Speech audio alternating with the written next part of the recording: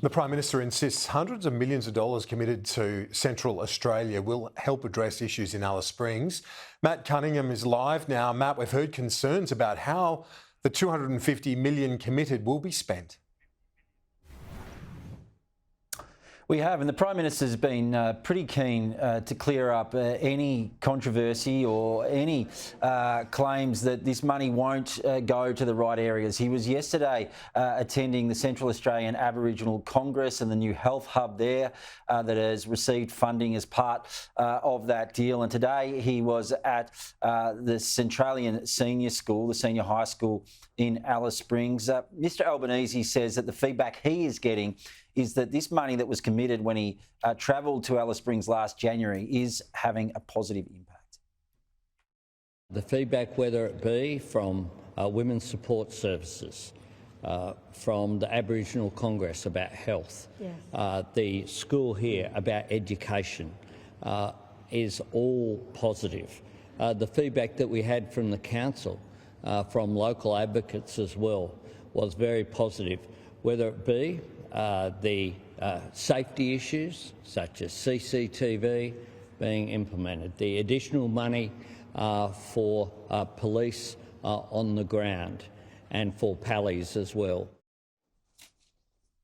That issue of community safety has really been the biggest one facing residents in Alice Springs for some time now. We saw that crime crisis erupt last January. Just a month ago, we saw riots in Alice Springs, both at the Todd Tavern and at the Hidden Valley Town Camp. That prompted the Northern Territory's Chief Minister, Eva Lawler, to announce a 20-day youth curfew.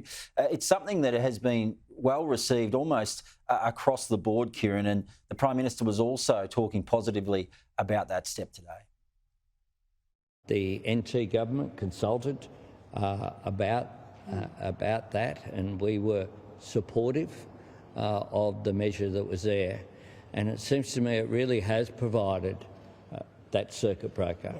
Yes. Just like last year, the decision that was made about alcohol was positive as well, had a positive impact.